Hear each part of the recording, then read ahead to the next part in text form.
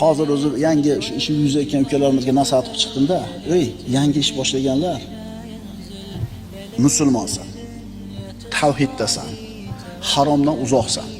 Qo'lingdan kelgancha taqvo qilyapsan. 5 mahal namoz o'qiysan, roza tutyapsan, sadaqa ihson qilyapsan. Bunaqa bandani Alloh tashab qo'ymaydi. Ishonaver. Seni muammoing nimada? Hamma amaling zo'ru, e'tiqoding ham zo'ru. Muammoing nimada?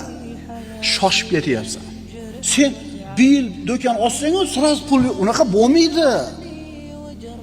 O'sha katta savdogar, ancha ishini yo'lga qo'ygan biznesmenlarni qaraganda necha yilda yetib keldi shu yerga. Sen ishonching komil bo'lsin, birodar. Sen mo'minsan, taqvodasan, halolsan, xayr ehsoning bor. Ota-onangning duosini olyapsan, xalqqa xizmat qilib duo olyapsan. Sening ishing yaxshi bo'ladi, ishon. Faqat mehnat qil, sabr qil, kut, shoshilma.